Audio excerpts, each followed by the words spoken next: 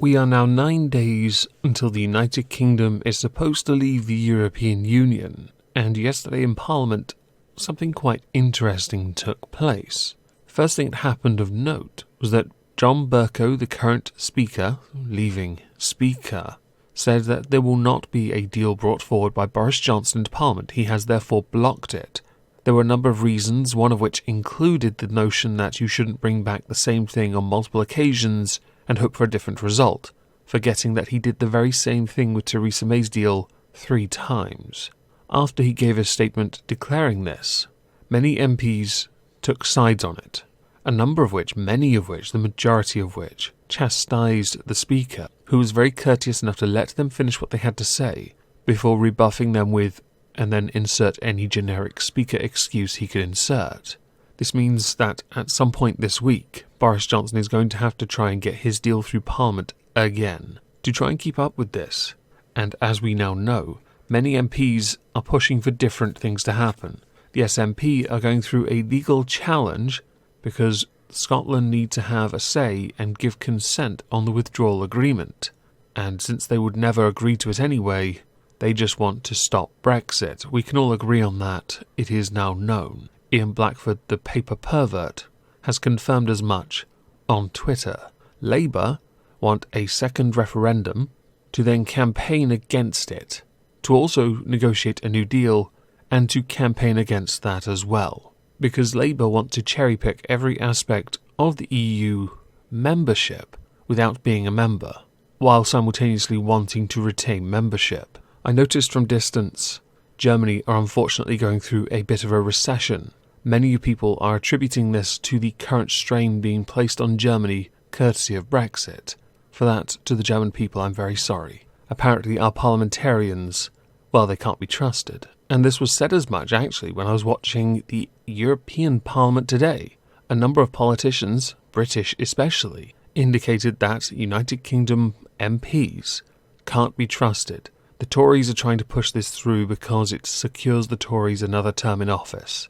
If they lose, the Tories that is, and don't get a deal through Parliament, they will lose their majority. That was posited by Nigel Farage, and it is something I semi-agree with. Parliament is intending on sitting today, and hopefully they will start pushing in the direction of a deal.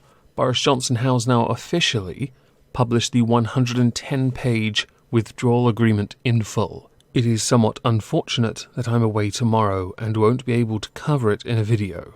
Instead, I will try and cover it on Thursday instead in a slightly longer video on this channel. Many people since seeing this withdrawal agreement have blindly said they will vote against it within 10 minutes of it being made public. Yeah, I noticed, by the way, I was reading Twitter. Some did speed through it.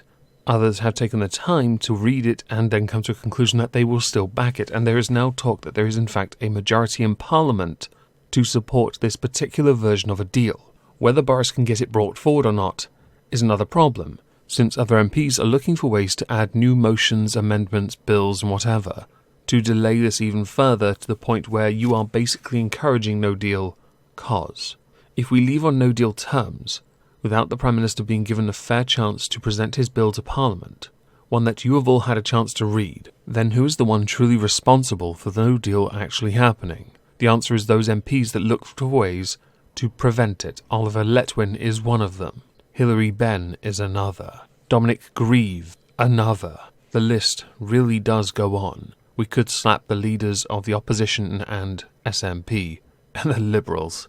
Lol. As the government prepares for no deal, all the other opposition parties are making it a point to find a way to stop Brexit from happening. Many commenters on national television are saying the only way forward is to have a people's vote.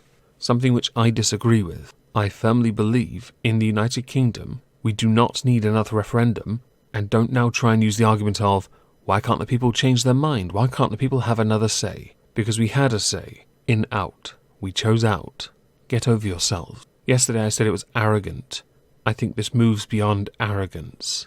The very notion that you think you know better while constantly using the excuse that you are doing it for the people's voices that can't be heard or haven't been heard or weren't heard before because they weren't eligible or they didn't turn up, has an air of elitism to it that is less than becoming. It is quite insulting. If I do have time to make another video for tomorrow, before I go away, I will of course post it, but it will not be on the withdrawal agreement due to time constraints. Perhaps I won't game stream tonight so as to focus on that.